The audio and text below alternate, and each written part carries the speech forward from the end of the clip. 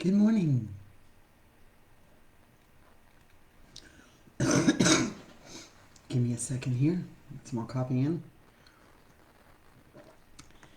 Good morning, everyone. Hi, it is Stacy. This is Walking in My Shoes, and we are loving my veteran. And today it is going to be about communication and talking.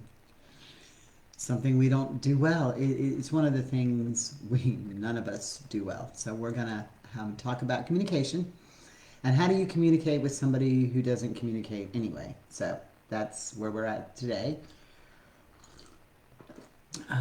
Just want to get a couple more sips of coffee in real quick. Sorry, I'm moving around a lot. Before we get started, I just want everyone to know that we have done so well, and I'm so excited about where we are with the one-on-ones. They are doing incredibly well. If you need some one-on-one time, please message me so we can book a time and get those in. I have learned so much, and the women that I have met from doing the one-on-ones have been incredible, and having that time with them is amazing. And it's amazing what you learn when you're sitting down talking to people about some one-on-one time and what their struggles are. So it really kind of gives me insight to where we need to go with this. So I'm going to give you a little things about things going on. Please don't forget at 10 o'clock this morning, pop on over to Behind the Service podcast and let's have some coffee conversation and collaboration with Shauna, Libby, and Aaron. They released a new podcast today from Hugs. So please pop over and visit them. Hopefully I will be on that call because I don't have anywhere to go this morning. It makes me excited because I miss my friends. So that's the first thing.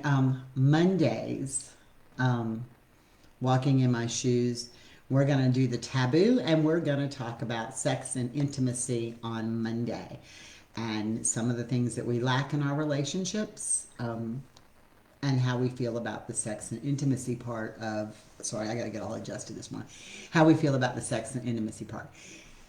So let's get started with communication and talking. There are so many days that I talk to my veteran or try to talk to my veteran that I might as well be talking to the wall. It is tough. Communication in general is hard, but when you talk to somebody who isn't there all the time, it makes it even harder. So communication is one of the things that we struggle with all the time.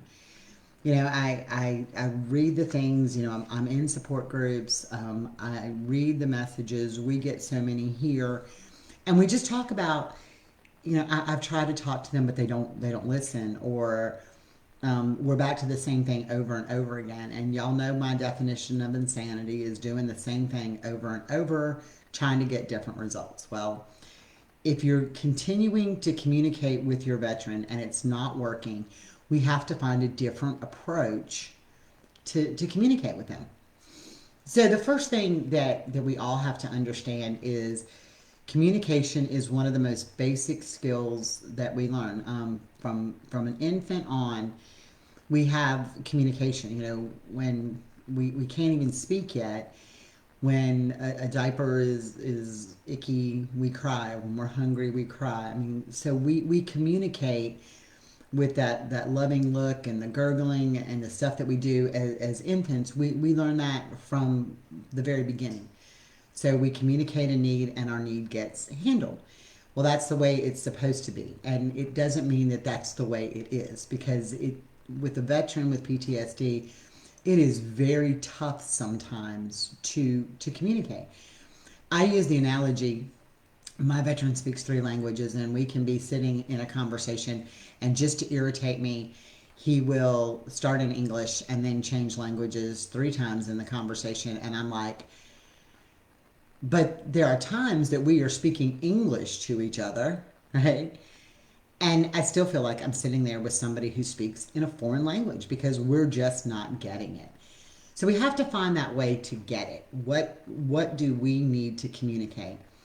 The first thing we really need to understand is Go back to the veterans mindset, and for most of these veterans, they are still in the military, regardless of how long they've been out. They've learned over a period of time that there's a certain way to communicate. And so clear and concise and quick is what they communicate best with. So when we're sitting here trying to communicate with our veteran, and we, in Carl's words, sugarcoat things, and we get into it, it instantly turns them off. They're done because they've gotten so much, as he puts it, BS and sugarcoating and interference in, that we're not clear on our communication with them. So let's break this down into something simple. If you want help around the house, and I hear that a lot, I just want him to help around the house. I want him to do whatever. Be specific in what your need is. When you say help around the house, they look at the whole house and they're like, okay, what do you want help with? Well, I just want you to help around the house. Okay, what do you want me to do? So while they may find something that they're going to help around the house, and it may be put their video remote back to where it goes, or it may be pick up a piece of paper, that's not what we want. We want something very concise. So be specific in what you're saying. Honey, I need you to help me move a box. That becomes an objective and an answer. And that communication is how we start. The other thing is our tone. It's been very hard for me to learn. I still fail at this on a regular basis, is my tone. Early on, when we sat down and said, okay, what are the things, one, because we always start in one, when you do too much, you overwhelm. What is the one thing I do that triggers you? And he flat out said, when you raise your voice at me. So if I raise my voice at him, he instantly has shut off. We're done. So for me, and the problem is we get frustrated. And the more frustrated we get, the more our volume goes up. So I have to learn, you can't do that. You have to be calm. You have to talk in a very calm manner and not raise your voice. So it takes practice. It takes time. Do I still fail at it? Probably every day. God love him this morning. I woke up this morning late, since, it just is what it is. I went out, let the dogs out, and one of the freaking chickens had gotten out of the pen. So I have 3 dogs in the backyard and a chicken running around, and I'm trying to keep the dogs from eating the chicken, and I want them to go to the bathroom, and I haven't even made my coffee yet. And so all this is overwhelming to me. He wakes up, and I'm standing in the kitchen, and I'm really talking to the dog because I'm just frustrated, and he's, but he hasn't gone to the bathroom. He hasn't done anything, and he hears me like talking to the dog. This stupid chicken, and y'all are gonna get it. And I'm just going on and on. And he just kind of looks at me and he goes, I got the chicken. So, you have to be so careful about how you communicate. And so he didn't freak out when I was freaking out over this chicken being in the yard. And so that came from a lot of learning to communicate. So he knows that that's just me, and he didn't freak out. Whereas 6 months ago, had the same conversation happened and he overheard it, it would have been this, hey, I haven't. No, he got it because we have learned to communicate. And he actually saw me having a meltdown over a chicken, which is going to become the dog's next meal if he doesn't learn to stay in the pen. So, but he did that. And he went and he put his stuff that he needs to do in the morning aside, because they're very routine based and he has a certain routine. He put that aside to go get my chicken, which made me happy. A victory. Those are the victories we count. We count the little victories. But when we change our tone, and even when I get upset and he's not listening to what I'm trying to say, if I say, okay, fine, I'm done.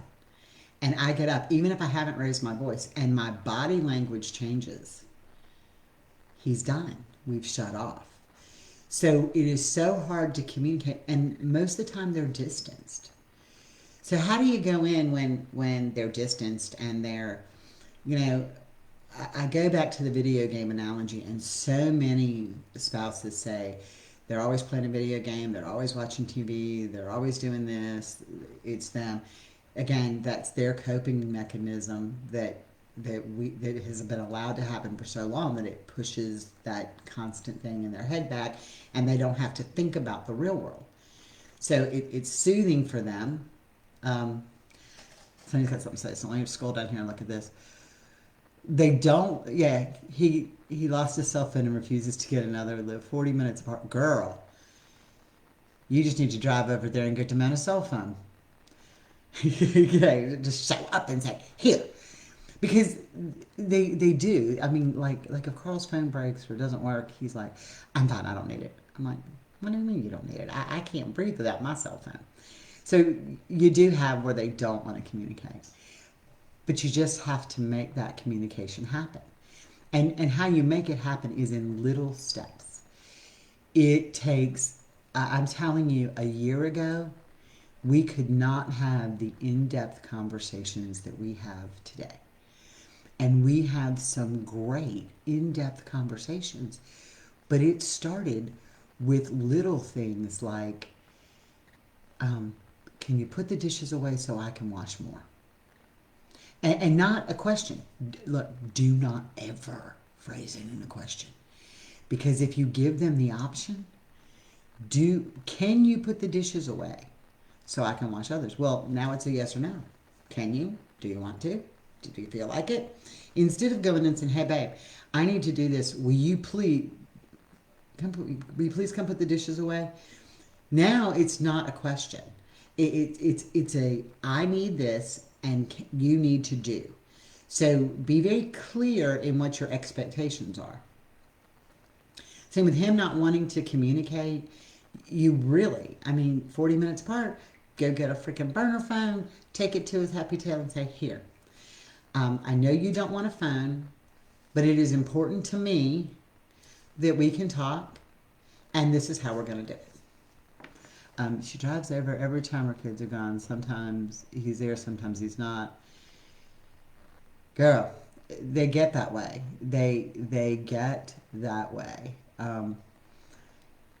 They shut down. And I will tell you, sweetie, that as we get in, and I know this sounds sucky, and I'm not making it as an excuse, but as we get into the holidays, they don't think about it.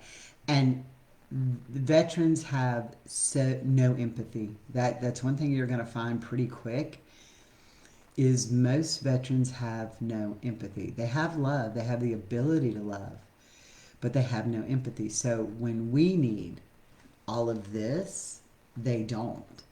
Part of it is deployment. That plays a big role. They've learned to shut off that love and emotion, okay?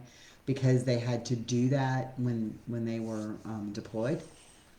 So they've learned that it's okay not to communicate and not to do whatever because they've had to shut that off. And for us, it's very different. We want that constant feeding, and they don't necessarily need it. So again, when we try to figure out communication, we have to learn what or comprehend or understand what they are going through mentally, so we become on the same page and kind of speak the same language.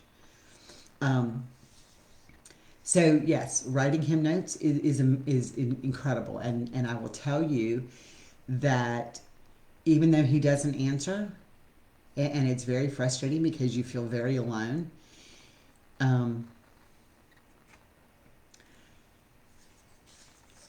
Yeah, I have PTSD too, and mine is from being an EMS forever, and it's not combat related. And I think that you are a prime example. Sunny's sitting here saying that she's a vet with PTSD, and his is severe compared to hers, and hers isn't combat related.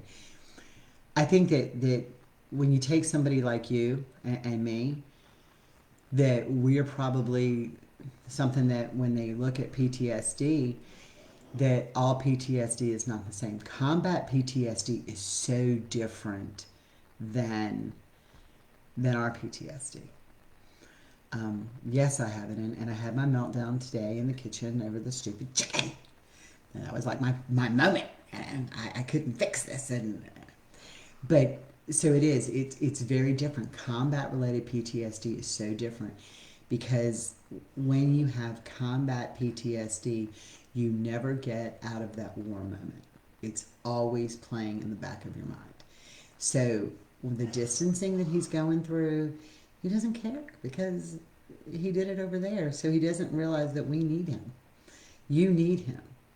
You need that relationship. You need that reassurance. You want that. And he can't do that because it is so different. And we go through that. So communication is something that has got to be very clear. But you also have to realize where they are in their heads. It's not that they don't want to communicate. For most of them, they don't know how. That's a big thing. They don't know how to communicate the way we want them to. And we don't know how to communicate with them our needs. So learning to communicate with them is huge for us and for them. And it starts with baby steps. Take the fluff out, number one. Remember where they are in their heads, number two. Almost all veterans with combat-related PTSD are always in that war moment. They're always in that fight or flight moment in their head. So where we need something right now, if they don't see it as a threat or a harm or a situation that has to be resolved right away, they don't respond the same way because it's just the way they work. So learning to talk in clear, concise, this is what I need, this is what I want. Be very clear and very concise in what you do. When you sugarcoat it, Carl's words, when you sugarcoat it, they're done. They don't get a mission objective that's sugarcoated. They never do. They're never going to get that sugarcoated mission objective. They don't go in and tell them, okay, y'all, everybody come together and we're going to go do this and we have to do this and I want y'all to feel warm and fuzzy even though this is going to happen and you know that we really care about you guys and we want to protect your emotions and so we really like you. They don't get that. They get, this is what I need you to do. Go do it now. Fix the objective and come back. And most of the time, they don't even have downtime to think about it. It's like, okay, now here's your next objective. Go handle that. Go on. Oh, you saw something bad? I'm sorry. Move on to the next thing. That's where combat PTSD is so different than what I went through. I didn't have necessarily the counseling and the talking and the downtime to process it because I did run the next call. But it wasn't always a life or death threatening situation. And for a combat veteran, you know, there's always this fear that everything they do is going to create the loss of their life or their buddy's life or failing in the objective. For me, it was, you know, this horrible thing happened and we have to go on, but it had already happened and I had no control over it. For a combat veteran, they have control. Well, they don't, but they do. Whatever most of them saw or did was a direct result of them being involved in a situation. So there was a control thing that we don't have. So it affects the way we communicate. And then my job was very passionate. My job is, okay, you know, you've got this horrific wreck and this person is no longer with us and you've got the family standing there on the scene. My job was to comfort and console because I couldn't do anything with the person who had died. So my job was to comfort and console. So I became this warm, fuzzy, comfort, consoling. As women particularly, we are that nurture by, I mean, that's just what we are. we become a nurturer. So we do it with our children when they're little. It's, oh, come to mommy and we love you and we help you, and we do that, and we do that by nature. So we sometimes we tend in our communication to over nurture our veteran. Right? They don't do nurture well. They don't do nurture well because we're going to talk about that a lot on Monday, about the whole sex thing and the intimacy. They don't do that well. It's just not something that they do well. So go back to that when they don't want to talk. The other thing that I found, and it happens a lot with Carl and I, is if we're sitting on the couch having a conversation, and this, I want to laugh about it. The more I do it, the more I want to laugh about it. If I want to have a conversation with him and I say, hey, babe, can we talk? And he's like, sure. Okay, so here's whatever mindless game. I think now he's into Candy Crush level 9,000 or whatever, but he is looking at the patterns, and he's a pattern guy. He's looking at the patterns in his phone. He's playing Candy Crush, and I'm having a conversation. Yeah, girl, I'm that girl too. I'm the enabler from hell. So he's playing Candy Crush, right? And he's playing this, and I'm having a conversation, and I'm like, hey, can I talk to you? And I literally turn to have eye contact with him because that's very important. Not to watch your body language when you talk to them. So I'm having this conversation, and he's playing Candy Crush, right? And then when he wants to talk to me, if I'm on my phone playing solitaire, it's like, what are you doing on your phone? I'm like, you just spent an hour and a half during our conversation playing Candy Crush, and I can't play 2 seconds of solitaire?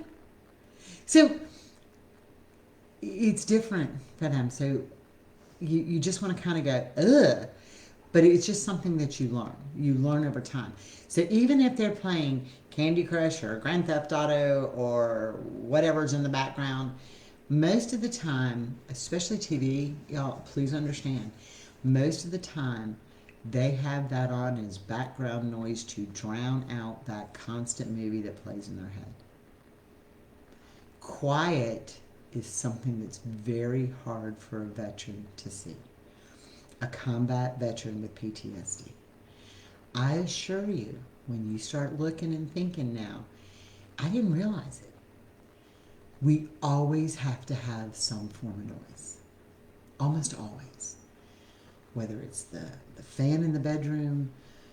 Y'all, it was like 27 degrees here this morning, and we have a freaking air conditioner on in the bedroom, and I'm like an iceberg, right? But it's the TV. It's the noise. It's the radio. It's something constant in the background. And they do it. Girl, I know, makes plans with you and doesn't show up. It's tough, and you're gonna have to, Sonny, we need to do some one-on-ones, girl, but you gotta, it's all about accountability, and start making accountability and make sure that the plans don't overwhelm him. Okay, it's just one of those things. We can do some one-on-ones. We can message each other after, because I think that what you're saying is so true. They do that. I've said for, I don't know, probably 6 weeks or 3 months now, babe, I want to go to the ocean. I want to go to the ocean. The ocean's my solitude. I want to go to the ocean. I want to go to the beach. I don't care if it's 12 degrees, okay? I just want to go to the beach. I want to watch the waves. It's just what I want to do. You think I can get him to go to the beach? Nope. And we used to all the time. But for him now, it is leaving home and going, and so there's other issues that play out. So we've compromised, and we live on the river now, so we walk down to the river. And that kind of works for all of us. But your communication's got to be very clear and very, very concise with them. So even though they're playing Grand Theft Auto, or they're on their phone, or they're whatever, you can have a conversation.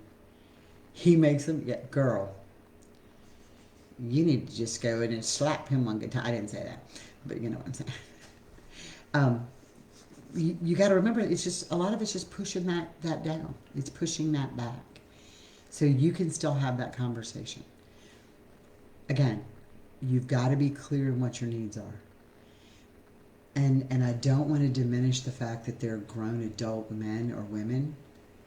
Okay, I don't want to say that. But sometimes the directions you have to give them have to be very clear and concise, like you're talking to a toddler. You don't go into your 2-year-old. Yeah. You don't go into your 2-year-old and tell your 2-year-old to clean up their room. You don't do that. We don't go into your 2-year-old and say, go clean up your room. You go to your 2-year-old and you say, pick up your train and put it in the toy box. Pick up your doll and put it in the thing.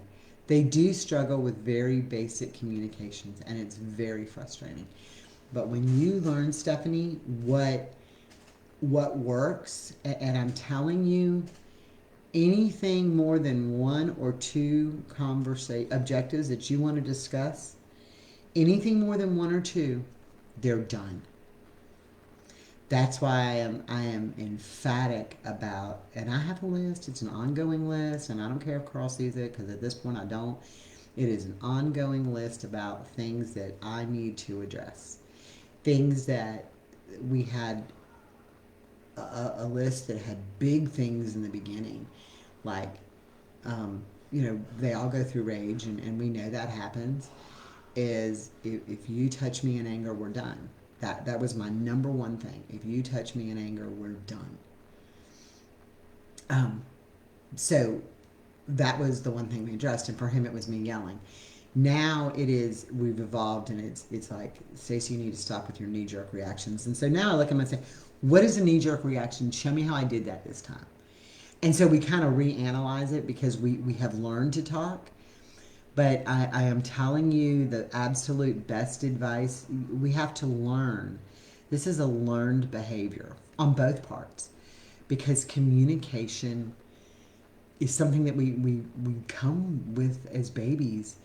But as we grow, we freaking forget how to do it. We don't evolve in that communication. And I think social media has played a big role in it. I think our cell phones texting has played a huge role in it. Even what we're doing now, that's why I do them live, where we can kind of talk and get some responses back. If we don't communicate, we fail at everything. We fail at everything. So, pick your one or two in your battle. Anything more than one or two, they're done. They cannot do one or two. I don't care how frustrated you are. It can be, he stayed home with the kids today, and you went out to do stuff, and you came home, and the kids are still doing this and that, and everything is chaotic, and they're screaming, and he's sitting there playing a game, and you asked him to take out something for dinner, and all this stuff has gone on, and you come home and it seems like nothing's done, and then you're going to have this conversation with him and say, look, you didn't do this, and I asked you to do this and that, and you didn't. Yeah, and I'll get to why they changed about 8 months ago, and COVID is a big deal. And I know that sounds terrible, and I'm not blaming it, but I'm going to tell you that in a minute. Please do one-on-one. One issue, one at a time. We blame a lot of things on COVID. A lot of people talk about it. A lot of people blame it. And Stephanie, I'll go a little late in this one, because I'm going to tell you what happened. For almost all of our veterans that have served in this era, biological warfare has always been a threat. Okay? I'm just laying it out there. Biological warfare has always been a threat. So COVID comes. It comes from someplace they don't know. They don't know how it spreads. They don't know what it's doing. They're not even sure what the signs and symptoms are, because they have evolved since February or March. They've totally changed. And what's happened is that as they see the world changing, the being shut down, the added fear to the families, they remember their job is to protect us. That's what they do. They're always on that mission. And now you've got this unknown thing. And even though a lot of veterans are like, oh, it's not real, it's not this, it's not that, they still see it happening. they don't see it as a virus, and they don't always communicate with us that, oh, it's not a virus. Okay? What they communicate with us is they may say, oh, it's not a virus, but a lot of them see it as biological warfare. And so their mindset has changed. They've become very mission focused. And therefore, their communication skills go out the darn window because they're now on a mission. They're now on a mission. So be careful when you're talking about taking away from their mission. That's why when we plan things, and Sonny, this may have a lot to do with yours, even though he plans it. When we plan things, they're for a very limited amount of time. Because if we do something, we're going to do it, but he's going to go back and focus on the mission.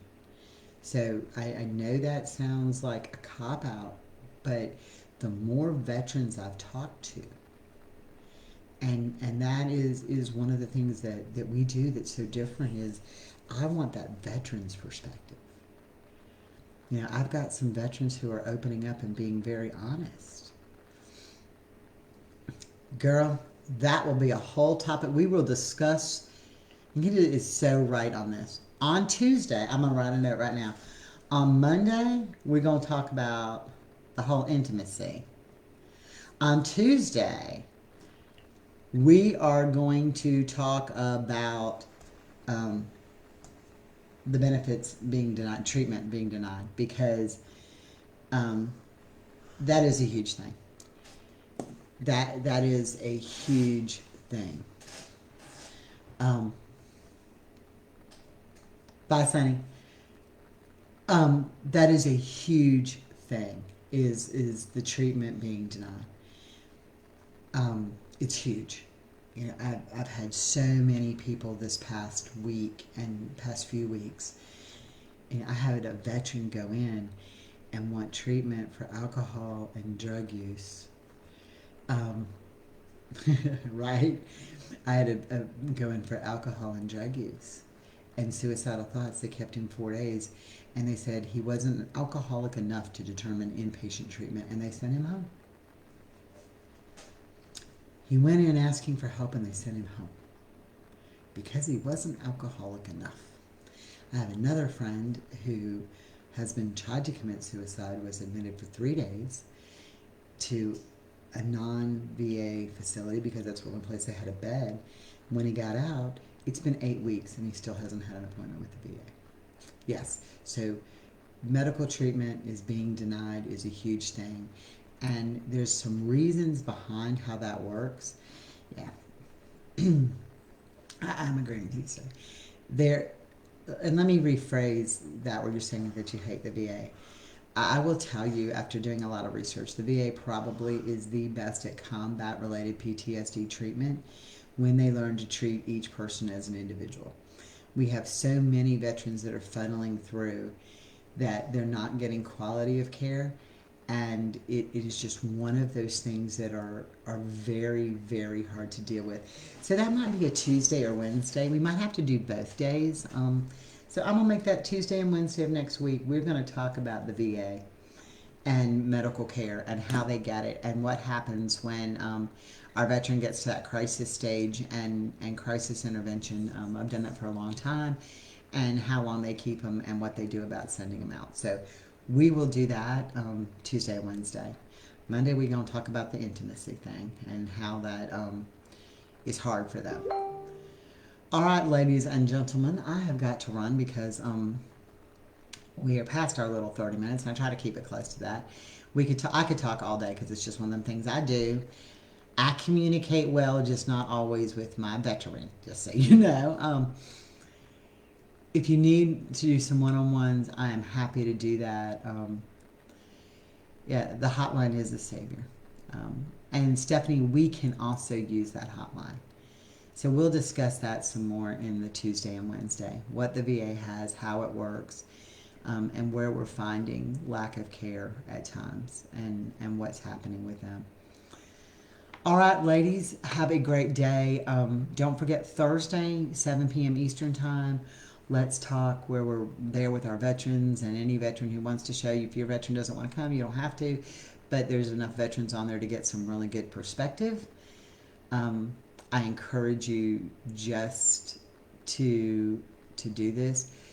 Yeah, and you're right. The CDC has put out some really strange guidelines, and we can discuss that again as well because that is a big deal. We'll go over that on Tuesday and Wednesday, and I'll share with you a little book that I have on the pandemic that I was part of a pandemic team in 2014 that talked about what happens when a pandemic exactly like COVID came, and it was sent um, to CDC and Homeland and yeah, FEMA. And in the beginning, I watched it unfold, and now it's like they took my book and put it in a shredder. But there was 120 of us on a team that did that. So we'll talk about that too on Tuesday and Wednesday. All right, ladies, have a great day. Pop on over to Behind the Surface podcast in about 25 minutes. They're going to have coffee and conversation and collaboration. It's through Zoom. They are amazing girls. I'm sure I'll be on there having some coffee with them because I miss them terribly. Oh, and just my little victory. Carl helped me put up the Christmas tree yesterday. He helped me decorate, so that's my victory for the day. Y'all find the little victories in your day. Have a blessed day, and I will see y'all tomorrow. Bye.